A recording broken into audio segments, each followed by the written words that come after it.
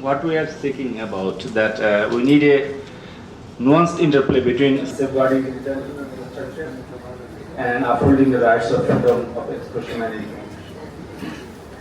We see that the platforms where we interact and we do businesses, we do express ourselves, owned by multinational agencies, and they are not located in our under our jurisdiction. Hundreds of times where the victim, whether it could be a government agency or a political leader, they complain, they file complaint to Facebook authority, and they do not pay any heed because they have other business to do, they have limited workforce. And in many times our agencies or our government authorities they're also using bots to report any profile or Facebook account which is creating disturbances in their perspective. So they're using bots, and it makes the work more complex for the Facebook and for the victim also, because they need to verify every complaint and they have little time to verify every complaint. So there will be a late response from them.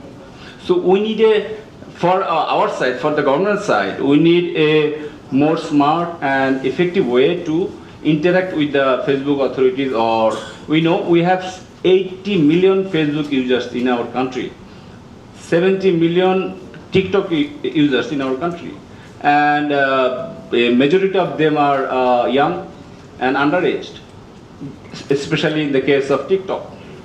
So, and the algorithm fails to understand their language, their expression, because it needs a human insight to judge any expression, any comment. So we cannot depend on algorithms, whether it is using by us or the Facebook. So the problem is not only technical, it is very widespread, because we have government is always cautious. Government is afraid of disturbances, of militancy, etc. So they react, and if in many cases we have understood that if you act less, the result will be more better, because every action creates more complicated reactions from many corners of the society. So if you abstract a influencer who is living abroad, say is living in Paris, he is instigating to burn a media house. He creates instigations. So what could our government do? If you abstract him, if you ban his account, he will create more videos and more accounts, and it happens. So we need to tolerate something, because those people who we see, who we understand as a creating disturbances, social anxiety, we need to understand there are many other people who will oppose them in social media or on other platforms. So we need to create an atmosphere where they can oppose each other.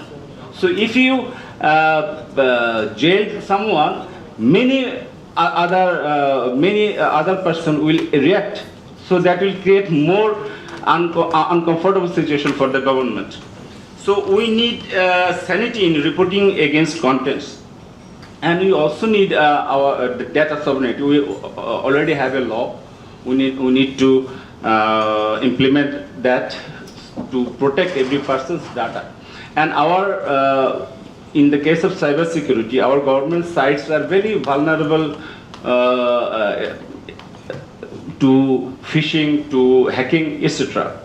So we need a check, a vulnerability check in every 6 months, because those are not only government websites, they are storing public data. So it is a must to check a vulnerability test in every 6 months, and then take opinion from the experts and use tool to protect them. We need to deliver more resources for this side. So again, I have only one point to. We need a sentimental analysis. I know many government agencies is doing that on social media. So if you see that a section of society is creating, or they create a attitude which will outburst.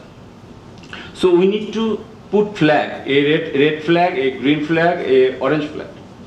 Red is a dangerous situation when government or authority should act. But in the case of green, which will a innocent lie, which will not harm anyone, a comment against a political leader, this is not a important thing to address.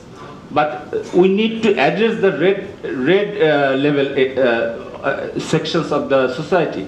So government should understand, should know everything, but not to act on every occasion. That is that will be a more effective and smarter way to deal the things. Thank you.